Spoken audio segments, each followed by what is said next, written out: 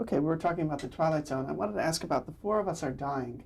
Um, Serling changed it to a urban setting, the big city. How do you think that changed the story that you had written? It made it glitter. This was wonderful. The invention of far out Johnny Foster, this horn player, with Ross Martin playing the part, and Beverly Garland, perfect to play this sincere style songstress. And she's in love with far out Johnny, and Johnny's just one of the faces floating by. And I saw that, and I thought, oh, utterly rich.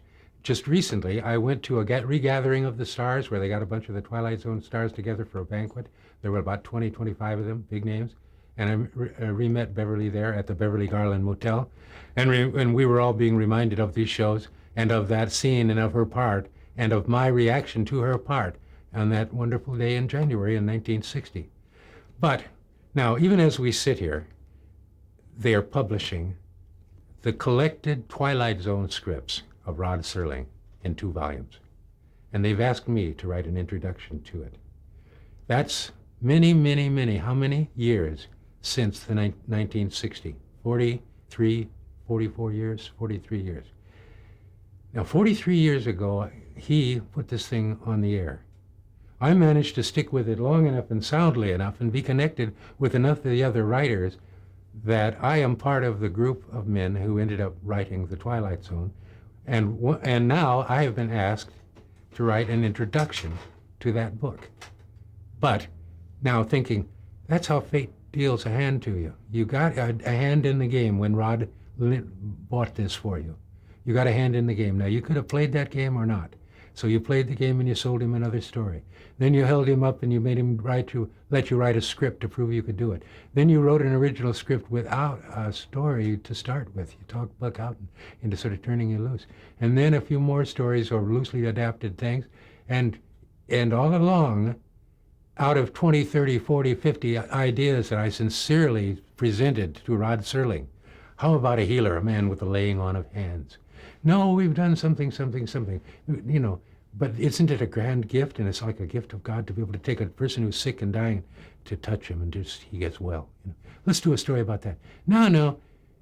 Okay, then, and then I would tell him another story, and a guy gets his hand cut off. Miraculously, he regrows his hand. But he has forgotten that the hand is meanwhile regrowing another man, and there's only room for one of them, according to the plan. What about that, Rod? What about that, you know, Buck? No. But I like your thing about the carnival, or I like your thing. We could do an old folks home. We got the place. I know a place over on the hill where they got this old building. We could set up over there. I think it could be very, very rich. Look like a big movie just because of the size of it. You know, let's do that. Okay, go to write a penny for your thoughts. Hold Buck up and say, I'm not going to give it to you unless you let me. I know I can use the $500. I know the tax collector's at my door. No, I won't. 2 weeks of utter suspension.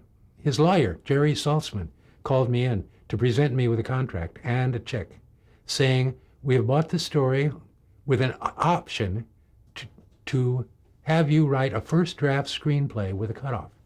And we are hereby exercising that option.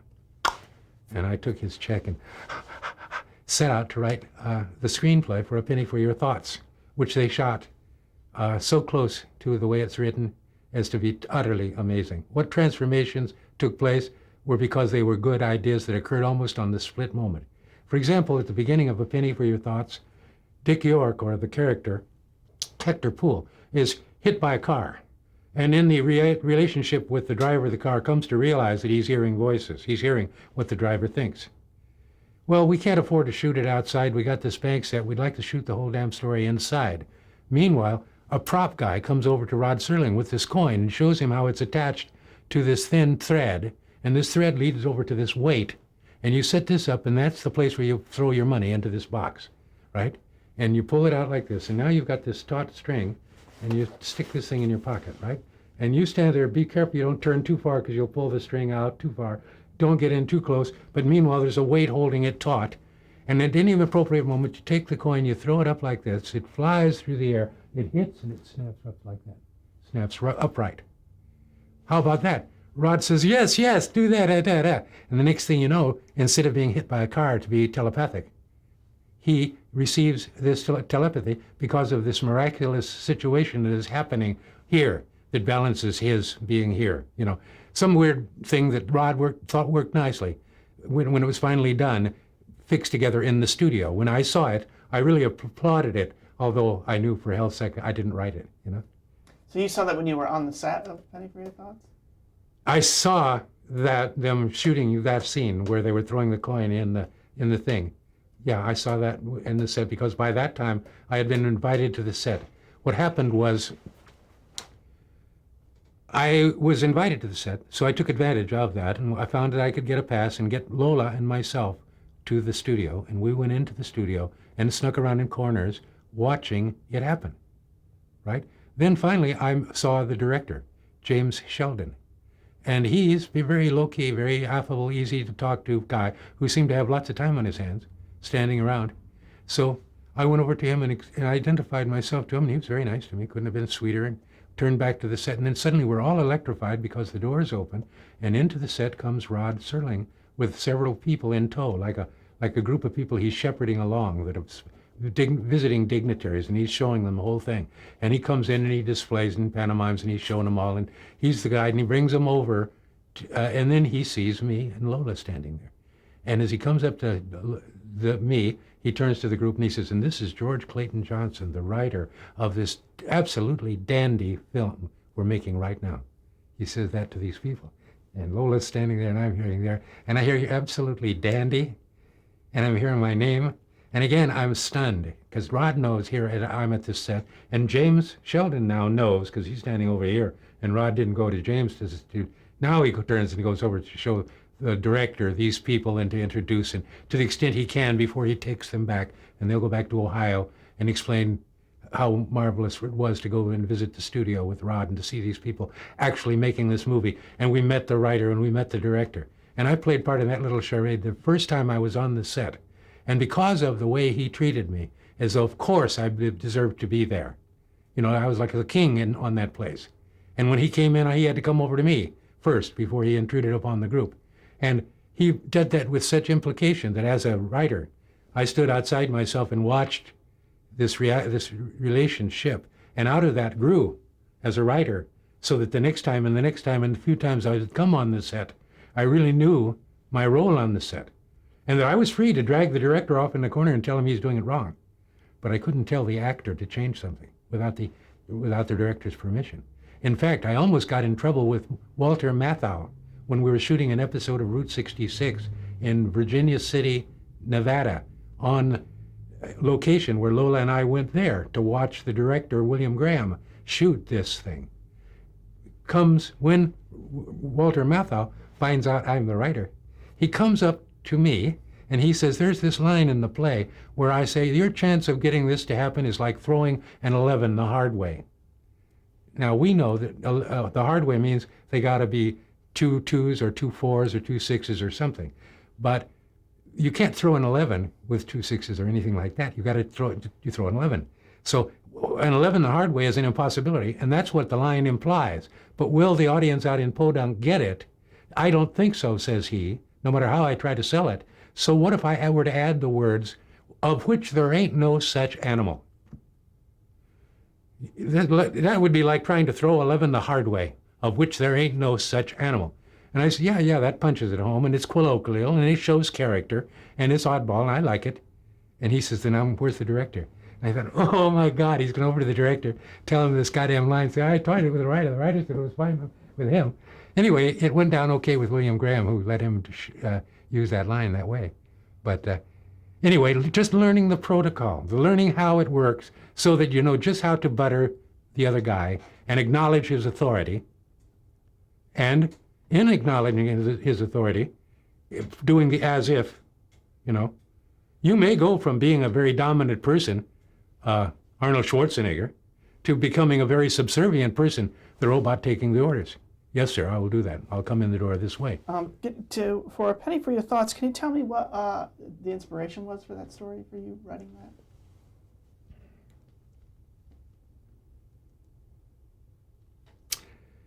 The Writers Guild, the Twilight Zone, I should say, is a surreal television series. It deals both with matter and with spirit. It deals with utterly prosaic, undeniable situations that anybody looking at it would know, even though drawn farcically in some cases, it's still just reality as we know it. Nobody is pulling rabbits out of hats. Reality. Now, in order to take reality, and then you've got to deal with something that brings about a transformation of some kind involving character. Now, you take all of the sins, envy, lust, greed, jealousy. Now, you could do a story about a jealous man, and that's why the story worked out that way. Or about an envious woman who does this, or about a this, and they did that. And the illustration of the thing would be that envy doesn't help you. They would show you be careful what you wish for with stories like that. And they would be cautionary tales. They would draw moral points dealing with specific, not too complex groups of sins. Now, there are lots of different kinds of sins, and after you've used up all the well-known ones, what other sins are there? Well, one of the sins is that of timidity, of not taking your chance because you're timid, because you're shy, because you don't feel strong. You don't know. And until you know, you're wimpy. And so persons who are wimpy like that. Now, what if that were a sin? They got a magic thing that would change their being wimpy to their being decisive and knowledgeable. What would it take for them to get that power? Why, if they read everybody's mind at will and knew where everybody stood, they'd know just what to say to trigger the buttons to make the person lose his confidence or to gain his whatever, and to like him more, because he could read what the guy wanted, and he would have a clear communication with the guy. So I was thinking like that. But out of such thinking is an analysis of the series. A lot of it is taken up with Next Stop, The Twilight Zone, a place between this and that, between this, infinity, eternity. Lots of catchphrases. We got dolls and eyeballs and closed doors and window panes and mirrors floating across through endless space with stars. It's saying there is a place beyond that which is known to man. And we think, are they talking about the Tao? Are they talking about Satori? Are they talking about Nirvana? All of those are expressions of the absolute, of the boundless. Oh, yes, but no, he's not talking about those. But he's talking about a place that has a heaven and a hell. Not the kind you might expect, but it has one. So it's like this place. But it's this place with a very great touch of strange through this magic, through the power of the wish that comes forth when you read one of these stories. And these stories are so wonderful that they just, knowing that this story may be about a miner, but it's not about a miner. It's about a miner's greed and what will happen when he gets his ultimate treasure. And Midas with his golden touch, but now the blight is when he touches his granddaughter, she turns to a statue. Heaven, that's not what I meant. Yeah, but that's what you said. Everything you touch turns to gold. And look, you've gone around touching everything. Little did you know, little did you know that carried to an extreme, even the most idealist dream becomes some kind of a nightmare. And when you're brought up to that point, now it's like infinity is you're at the edge and you're standing at the doorway and you've opened this elevator and you expect it to be a box, but it's not a box. It's just an endless pit into a night sky. And if you stepped across that, you would fall endlessly. And you're looking down and there's no end to it. And when you get that sense of infinity, my God, there is infinity. There must be such a thing. And your mind tries to grapple with that concept. No, it just goes on. And as thick as it is clustered with stars here, go out to the edge of that, and it goes on for another sphere just as thick as that one. And it goes out, whatever. Is there a place where it absolutely becomes just rarefied air and there's no light has ever got there? Probably. It must contain everything. Everything must be out there in this other dimension. We call it heaven. We use various idealizations of it. A place of immortality, a place of infinity, a place where it is timeless, a place where we get our reward, the other side, the next life. We have phrases for that. They're all in throughout the universe. So how do you tap in on that idea? That's the spiritual idea, the other side. Man's unknown powers, what are they? Do we have the Midas touch and not know it? Are we telepaths if we just align our brain right and think of the right combination of syllables? Or if we manage to touch just the right nerve on our body at the same time we do this, could we become transparent? Could we arrange our molecules momentarily? Although it's a great drain on us so we could walk through a wall and none of our atoms would touch any of the atoms in the wall. And then when we got the other side, we could reconstitute ourselves just because we knew how to do it. Is there a way? The power of the wish. What if? I wish this, I wish that. Well, Twilight Zone's about that. Now, did anyone ever describe the Twilight Zone to you, or you just? No, I'm the expert on it. Mhm. That is to say, But even then, I mean, well, I thought you about just that. watched it. No, but to answer your question, when I saw Rod Serling and watched him with his jokes, I watched him on the Liars Club one day, right? Now, when I saw him there, I realized this guy is not a highbrow. He's not an intellectual. He's a man's man. He's a common guy. Ernest Hemingway. Now, you don't talk to Ernest Hemingway about imagination. If it's not like the way it is, you don't want to hear it. He's a photograph. He's not, don't touch the photograph. So that kind of drama is what Rod Serling did for many years. And then he had to learn how to incorporate the unseen to move from that, which is high art, Eastern literary establishment stuff. You win all the awards with that. Over here, into this fantasy realm. See, so Rod did that. Now, in doing that, he found a bunch of practitioners already waiting there. Ray Bradbury was already a professor emeritus at these epic little tales of the last two people on Earth, or any other cosmic situation where, once again, paradox, infinity. And if the reader goes with that, for a moment stands on the edge and teeters and realizes, I'm alive in this universe. My God, just to awake everybody for just a moment, just 3 minutes, to the fact that you're made out of meat right now. My God, you're alive. In the 21st century, no other century, you may know about them abstractly, but in this place you can touch it. It's real. You know, it's not an abstraction. And you got these sensory apparatuses, eyes, ears, tongues, and you're able to look at the history and know that we're at the very beginning of human history. We call it civilization, but this modern, postmodern, wait 20 years, what they call this period. Wait 50 years, what they call that period. As we transform ourselves as a culture, using tools like the Twilight Zone, which are consciousness expanders, they are ways, they are tools that you can show to children, and when they suspend their disbelief, at that moment, they see infinity. They understand going in is coming out, that the yin is the yang, that the viewer calls up the view, the thing, that there's only you and it, and all other things are, you're taking it on the data of your senses, but we know how primitive your senses are. There's a dog with about 2,500 times the nose you have. When they sniff each other, they know that dog's entire life history. Would you go out with a girl like her? No. That's it. They know because they had that apparatus. And if we had that apparatus, but we don't. But what if you could become 10 times more sensitive? What if the kind of skill that people have spent centuries and lifetimes cultivating, like to know one wine and another, and which one is actually the superior wine?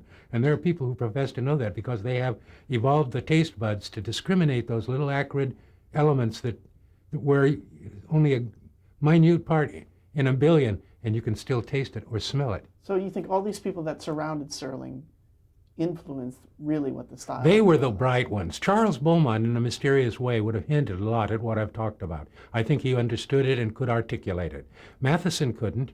Matheson understands things from the standpoint he's done it, and he has an attitude of philosophy, but he has not got a philosophical cast of mind either.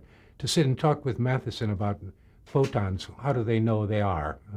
Tell me something serious about a photon. What do they know about photons? Well, they know that, no, they don't. They suppose this because of this and this and this. Wait a minute, what hands-on experience here? And talk to him about that and awaken him to what is a hydrogen atom and why do electrons and protons and what is this negatron and what is this positron and what is this virtual this and all this stuff. Don't talk to him about it. I could be fascinated by it. Okay, Rod Serling, he was doing a really dumb show. 4 comics, Shelley Berman types, guys who are out of work comics, would sit around a table. Out would come this outlandish piece of apparatus selected by the cast. It would be given to them, and they would look at it with all of its whistles and buzzles, and then they would tell you what it was.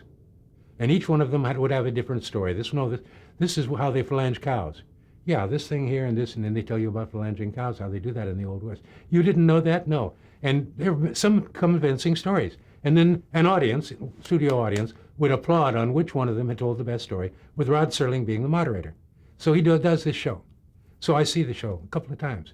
And when I see it, I see the same Rod Serling I see in a living room when I'm trying to pin him down and ask him something that will let me be aware of just how intensely bright this guy is. And if I can get him on the right wavelength, this could be very interesting. If I could jack jump him, up to it. But no, he insists on staying here. He feels safe here. He understands this intellectually, but he's not ready to go there. And from him, like most of the people, they regarded me as the wild bird. You know, when George is awake, no bird sleeps. Everybody else has a collar. They go home at night. They have to do this. They have to do that. George has no collar. He's a dog without one. And he goes and does what he wants to do when he wants to do it. And how the hell does he get away with it? If my wife, if she would do this and she would do that, well, they've told my wife what she should do, but she'd just rather be with me than not with me, to the point where we are really symbiotic and we understand everything together. And we did it all together from the very first element of it. She takes care of all of my money, all the decisions. She comes to me, well, we can do this and we can do this, do this. Okay. Goes in back Now, where and did does Buck Houghton fit in all of this? Buck is the best producer I ever met. I met a lot of them in my 40 years of wandering around and meeting authority figures. He had done all of his homework. He understood everything. He was the intellectual side of Rod Serling. He understood every idea I came in with and would simplify it into some metaphor or some fairy tale. Would say, yeah, this is like the beanstalk thing. Well, yes, except it takes place aboard an airplane. Yeah, I know that, but it's, okay. So you would pitch ideas with Houghton? Yes, and I would get meetings with him, and they would not come frequently, and he would have to have a couple of assignments ready to give out, so that if I did come through the door with an electrifying idea, and he put me to work working on it, and he knew he'd have to pay some money for the idea, even if he decided he didn't want to buy it, and then he would offer money for it or not after he had read it. And he would have a good hand in telling me what it should be, with me telling him maybe several times how I thought it was going to go, with him saying, yeah, and what if he did this? Or, no, I don't like that. Or, no, we can't afford that. Or, but what if he did? And be a collaborator with me on an episode, so that at the end, in all truth, it could be George Clayton Johnson and Buck Houghton. It would start with my idea usually. Although near the end, he came to me and said, Huckleberry Finn, where the two kids go, Huckleberry and Tom Sawyer, and they go into the graveyard with this bag, and in the bag is a black cat, and it's near midnight. And Huck tells Tom what he was told by his pap, which was, if you have warts, and if you go out into the graveyard at midnight, and if an owl hoots, all the better. But when you're out there at midnight, at the stroke of midnight, you whirl this bag around your head 3 times, and then you throw it off into the woods saying, warts be gone, and it works every time. It works every time, and you can depend upon it, Tom. And they're there to explore this folk tale about how to get rid of warts, because Tom has got a wart. And that's in the damn story by Mark Twain. So he says to me, you remember this scene? I like that. The Mississippi River, the boys with the fishing poles, the hats, the whole damn carefree attitude of it. So it's like that atmosphere. And I like the thing about the graveyard and the warts be gone. Only we can't use that. But if you were to come to me with a story that has that, you know what I mean? Yes, I know what you mean, Buck. Yes, I know exactly what you mean. I see the operable elements in the thing. I could do a lecture to you on how that story works and why it must have this and why it must have that, why it seems to go in this direction when it turns in this direction. Why is it interesting? Why is it interesting that the boys believe it? Why is it that Huckleberry Finn takes this occasion to tell us an awful lot about his pappy? In ways that as a reader, you're unaware of what you're getting. He's doing it this and this and this, and he's doing this, and he's doing this. And if he sets up these patterns, and if you're the sucker enough, after about the 3rd page, with me anyway, I surrender. I come to a conclusion that this guy knows something or not. If he doesn't know anything, it's tedious the rest of the way through. That's the trouble with the new Ocean's 11, is the guy doesn't know anything. He knows what he knows, but he only goes so far, and it's commonplace knowledge, and everybody knows it. This guy doesn't know anything. So I read and see, as this guy knows something. And when he knows something about the 3rd page, I relax, put down all my guards, I roll with the punches, I resonate with all the words, and I read it to the end.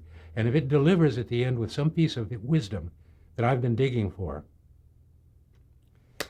So, now, let me interrupt myself to tell you that, as I said, I'm doing a book about this, so that this is a very reflective moment for me.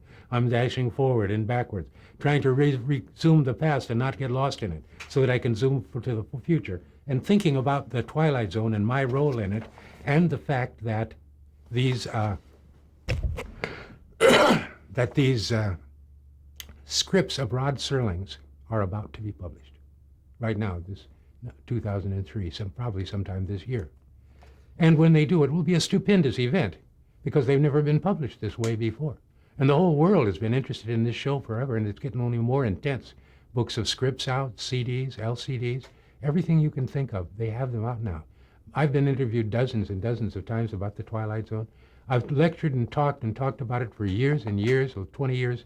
20 years ago, I published my first collection of scripts about the damn situation, and I've watched it as a phenomenon grow along with Star Trek and a few others. And now, here I am bestowed this gift on me of making a significant commentation or commentary on the Twilight Zone relevant to a lot of the questions you've been asking. So let me read just you a couple of pages, and you too, dear reader. Share my delight at the publication of these marvelous scripts, the hard-won pages that generated everything. The words that were used to evoke what appeared upon the television screen. Discover that they serve not only as blueprints, but are also highly readable literary documents of great artistic power. You will find that, like fairy tales, these scripts tell universal truths. They are archetypal accounts of how the personality meets and overcomes its own dangers. They speak in the language of symbols directly to the soul. They appear to be timeless, to take place under the aspect of eternity, composed as the stories are of both the seen, matter, and the unseen, spirit. They are surreal. Surrealism as an art form has been called the road to the absolute because it tries to banish the distinction between the real and the unreal. To the mind of a surrealist, both can be equally real if, when reflected into each other, both realities make sense and mutually support each other to reveal a greater truth. Surreal stories expand consciousness. They are wisdom fiction. They ask you to accept both the undeniable and the unbelievable at the same time. As Buck Houghton, the gifted producer of The Twilight Zone, said, the story must be impossible in the real world. A request at some point to suspend disbelief is a hallmark of the series. And if you can bring yourself to accommodate both realities simultaneously, your deeper awareness of the paradoxical nature of the cosmos is sharpened, and you can come away from this startling glimpse of infinity changed, and with Rod Serling's highly developed moral compass pointing the way, usually changed for the better. The stories deal with metaphysical ideas. They are more spiritual than supernatural. They are more fantasy than science fiction. For, as Ray Bradbury said, science fiction takes you up to the edge of the cliff. Fantasy kicks you over. Now, I have other chunks that will finally go together with this to make an introduction in which I'm trying to explain things that Rod Serling probably didn't know about, this field he had stumbled into and learned the ground rules for, with the brains of this fellow over here to sort him through the other unreal ideas that are more supernatural than spiritual, or that are startling and visible, but they don't go anywhere, or that aren't really undeniable because they're too much magic, and just one gimmick at a time, and simplicity's sake. And we don't care if we tell the same story about the stewardess and the pilots and the passengers, each time a different way of doing it, but we don't mind doing it 4 times if the whole point of it is a different story. This one's about the gremlins. This one's about a guy who dreams that he's going to crash. Okay, we're going to